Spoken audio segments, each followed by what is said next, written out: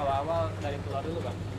Iya, awal sih bahan-bahan dulu lah disiapin. Jadi di sini tinggal masukin aja. Kita kejunya keju asli ini. Kita parut. Jadi bukan pakai yang bubuk ya, bubuk keju, perasa keju atau yang inilah. Ini kita keju asli, keju beneran. Premium memang. Craft ya.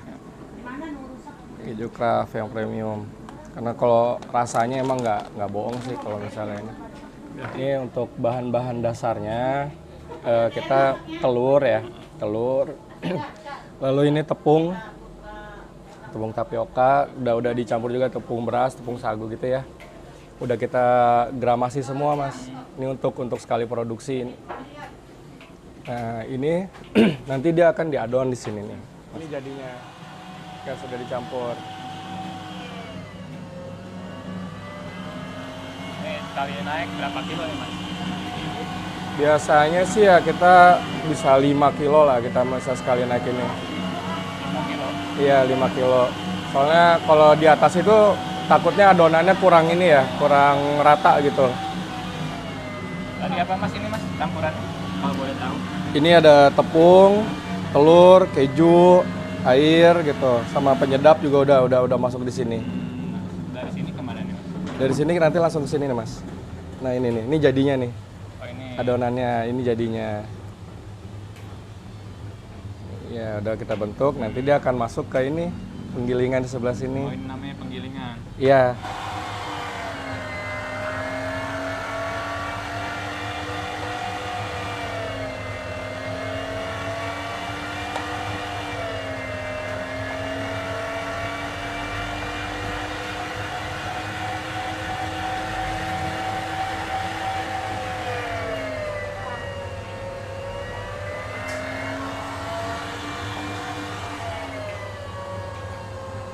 Proses apa Mas namanya? Ini cetakan adonan ya. Nah, nyetak adonan. Emang ini itu feeling apa bebas apa gimana? Enggak, biasanya sih kita emang kalau yang udah lama sih pasti dia feelingnya udah jalan gitu. Cuman kita biasanya sih emang panjangnya itu ya 5 atau 6 cm lah kita untuk ininya.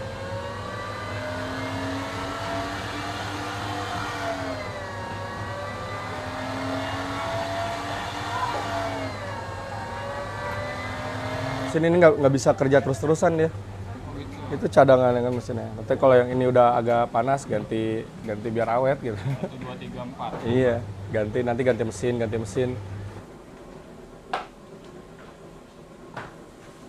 Ini proses goreng. Goreng ini. Goreng kita ada 2 kali proses di minyak yang beda suhu ya, minyak panas, minyak dingin. Nah ini pertama minyak dingin itu untuk ngembangin ini ya dulu mas, ngembangin adonannya dulu. Ngembangin, nah baru nanti setelah selesai ini akan pindah ke sini, ke minyak panas ini nanti. Iya ini untuk matengin luarnya biar garing, buat dapet tekstur garingnya. Semua nanti di minyak panas. Jadi emang prosesnya itu harus 2 kali goreng? Iya, Mas, ya. Pengalaman kita kan gitu, soal dulu sekali goreng aja ada yang nggak matang di dalamnya atau ada yang nggak garing, cepat lempem. Nah itu dari situ. Jadi dari minyaknya sendiri juga. Iya, minyaknya sendiri juga kita nggak bisa sering-sering pakai ya kalau untuk keju gini. Ini kurang lebih berapa kali nih Mas? Baru Ya, ini bisa dibuang atau gimana? 3 kali mas kita, 3 kali. Maksimum 3 kali udah. 3 kali. Kalau enggak nanti produknya dia rusak gitu, baunya karena keju ini kan kita pakai keju beneran ya, keju ini. Itu langsung kerasa tengik. Oh gitu ya. Nah, ini minyak panasnya nih. Jadi emang kualitas ditentuin di penggorengan ini. Iya, Mas, ya? sebenarnya untuk rahasia kita yang teksturnya apa segala macam itu ya dari cara gorengnya ini. Makanya kita kalau yang kerja di bagian penggorengan itu emang nggak ganti-ganti orang. Senior semua ya Mas ini. Iya, ini seniornya semua ini. Nah, ada ibu ini. Iya, Simpo ini, Oh, Simpo. Dempo. Ini dengan ibu siapa nih? Bu Yani ini. Erdi. Oh, iya, bilang atuh, Pon. Ini dengan tete siapa nih? Siapa? Ibu Hilal. Oh, bagian proses ini ya. Oke, sekarang Iya. Bagian cetak bagian adonan. cetak adonan ya. Mm-mm. Oke.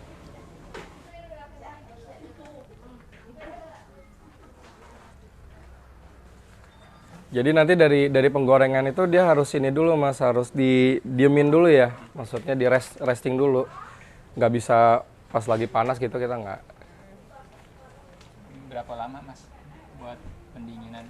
Ya paling pendinginan berapa, tergantung cuaca sih sebenarnya. Lagi panas lama dia harus bantuin kipas. Iya. Kalau lagi cuaca dingin begini biasanya cepat. Ini kebetulan pakainya besar-besar, ukurannya kiloan, pesanan khusus. Pesanan khusus ini kiloan. Biasanya kita ada kemasan kecil-kecilnya. Ada standing pouch-nya. Cuman ini kebetulan yang mesennya lagi yang ini, lagi yang berambang ini. Oh ini produksi Iya. berambang. Pesanannya lagi itu. Ada juga yang kemasan kayak gini kita juga ada. Oh ada yang udah jadi. Ada. Kita sekarang yang kita produksi itu ada 6. Kita ada 6 varian. Itu pertama kita ada keju goreng yang varian original dengan pedasnya. Lalu kita ada berambang. Berambang itu ini ya bawang gitu loh. Jadi kayak pangsit bawang gitu. Cuman kita modifikasi dengan keju juga. Itu ada yang original dan ada yang pedasnya. Lalu ada kentang balado teri Medan. Nah itu resep keluarga tuh, resep keluarga yang akhirnya kita komersilkan lah gitu. Lalu juga ada yang varian stick juga kita ada. Yang paling sering keluar sih top sell-nya itulah. Assalamualaikum warahmatullahi wabarakatuh. Perkenalkan, nama saya Andika. Saya adalah generasi kedua dari usaha Osa Snack Keju Goreng. Ini dia usahanya Mas. Awalnya itu ini sih Mas, kebetulan gitu loh. Jadi usahanya tuh kan nggak ada ancar-ancar buat jadi usaha sebenarnya. Jadi dulu Lebaran itu kita kan bikin untuk konsumsi pribadi gitu ya. Lalu lucunya tuh tetangga datang ke rumah ngicip gitu loh, ngicip dan akhirnya suka nih, boleh dong bikinin lagi dong sekilo katanya. Akhirnya ya sekilo, dari situ berkembang ya akhirnya jadi sampai sekarang ini Mas gitu. Oh gitu. Tadi kurang lebih udah berapa lama jalannya? Kita start ya, yang terdata itu jadi usaha itu ya berarti dari tahun 2003 kita. Ya udah jalan hampir 20 tahun lah. Gitu iya, hampir 20 tahun sekarang. Itu berarti dari orang tua ya? Iya, pertama dari orang tua. Cuman kan memang kalau dulu dari orang tua itu kan sistemnya ini ya, ada yang mau pesan kita PO gitu loh. Jadi kita udah dapat, nanti kita bikin dulu baru kita kirim. Cuman kalau misalnya sekarang kita yang pegang ini pengennya sih kita stok, terus kita ekspansi ke tempat-tempat lain. Jadi sekarang ya kondisinya begini gitu. Kita bikin stok, kita bikin buat order dari distributor. Itu sekarang model bisnisnya gitu. Berarti kalau si Mas sendiri mulai terjunnya mulai kapan nih? Atau sebelumnya kerja dulu atau gimana nih? Oh iya, kita sebelumnya kita kerja dulu Mas gitu, mencari jati diri dulu. Kita cari jati diri dulu. Jadi emang ya namanya kalau dulu kan kita masih muda-mudanya tuh ya usaha kayak gini inilah sebelah mata lah gitu kita. Jadi lebih fokusnya pengen kerja, pengen kita networking, kita pengen ini gitu loh, pengen punya banyak teman lagi gitu. Nah jadi ternyata ujung-ujungnya ya balik lagi gitu ke sini gitu. Ternyata emang kita lebih nyamannya itu di dagang gitu. Akhirnya memutuskan ya kita udah lepas kerjaan semua. Akhirnya saya sama adik saya juga akhirnya fokus di Osa Snack ini. Kalau boleh tahu, emang dulu di bidang apa sih Mas kerjain? Dulu macam-macam Mas, kita dari awal itu kita di perusahaan telekomunikasi pernah. Udah gitu di bidang wisata kita pernah. Lalu terakhir itu kita di bank gitu. Kita di bank itu yang lumayan lama sih di situ ya udah hampir berapa tahun. Cuman ya ternyata di bank itu kan saya di bagian kredit itu kan ngelihat saya memang menghandle nasabah-nasabah yang usaha semua rata-rata gitu kan. Saya ngelihat kok jadi malah kegelitik gitu loh, dan akhirnya ya kita karena mumpung udah ada usaha yang jalan ya kita pegang sekarang gitu. Dengan pengalaman-pengalaman nasabah-nasabah sebelumnya itu ya saya pakai di usaha saya sekarang gitu. Berarti tinggalin kerjaan kantor Tinggal ya? kerjaan kantoran tinggalin Mas gitu. Lebih pusing tapi lebih nyaman saya di sini gitu. Emang udah ada arah maksudnya, wah ini lebih menjanjikan gitu Mas, sampai bela-belain gitu. Kalau dibilang menjanjikan sih sebenarnya enggak juga Mas ya. Maksudnya dibilang menjanjikan ada kemungkinan ke sana, tapi juga kita, kalau saya pribadi selalu harus siap dengan resiko yang ada gitu. Jadi kita nggak mikir ke keuntungan justru awalnya gitu. Kita pengennya usaha dan kita yakin gitu ini usaha bisa besar gitu nantinya. Jadi itulah dasar saya untuk ninggalin kerjaan kantor gitu. Dimana waktu itu kondisi saya juga stagnan kan di sana gitu, di kantor ya udah stagnan aja gitu. Feeling saya apa? Kayak ngerasa nggak berkembang aja gitu. Akhirnya saya di Osasnek fokus, passionnya emang di jualan, jadinya ya bisa lah gitu sekarang. Nih Mas, titik terendah dalam ngebangun usaha ini apa nih Mas? Titik terendah ya. Atau gimana? Jadi usaha ini ya titik terendahnya itu ketika kita sudah mulai bangun, sudah mulai jalan dan harus mulai lagi dari nol itu Mas. Itu dulu ditipu, kita memang ditipu oleh salah satu distributor kita gitu kan. Jadi kita waktu itu kerjasama dengan supermarket ya, dulu supermarket yang nasional gitu, skalanya nasional. Nah memang PIC-nya kita tunjuk waktu itu, ada PIC-nya, distributor, orang dekat gitu. Nah cuman setelah beberapa kali jalan ternyata kan perjalanannya nggak mulus lah. Jadi waktu itu memang modal kita semua habis di situ gitu loh, dibawa gitu. Istilahnya dibawa lah. Dibawa, akhirnya kita ngulang lagi dari nol. Kita mulai lagi tuh yang dari tahun 2003, bikin lagi cuman sekilo, bikin lagi nih dengan kemasan seadanya. Ya akhirnya ternyata alhamdulillah bisa sampai di titik ini sekarang gitu. Mas kalau boleh tahu tadi tuh kisaran berapa tuh Mas, maksudnya dari produksi berapa ton gitu sampai nominalnya jadi berapa tuh? Kita dulu yang kerjasama itu ya, karena memang nasional, kita sebulan itu harus 2 ton lebih. 2 ton lebih dengan kerugian kita waktu itu yang dibawa kabur itu hampir 400 jutaan lah. 400 jutaan gitu. Dulu kan buat skala UMKM kan, dan tahun itu kan uang yang lumayan gitu loh gitu. Cuman ya akhirnya ya itu mungkin harga untuk sebuah pengalaman lah kita. Jadi ya akhirnya kita jalan lagi sekarang. Nah, itu kan di posisi kayak gitu kan emang gak gampang tuh Mas. Iya. Modal kagak ada, gimana tuh Mas? Ya itu kita down Mas di situ, kita semua tuh down gitu. Kita udah bayar kontrakan, udah keluar modal lah buat nyiapin pesanan-pesanan itu kan, kita keluar modal lagi ya. Bayar tempat, bayar mesin, bayar pegawai.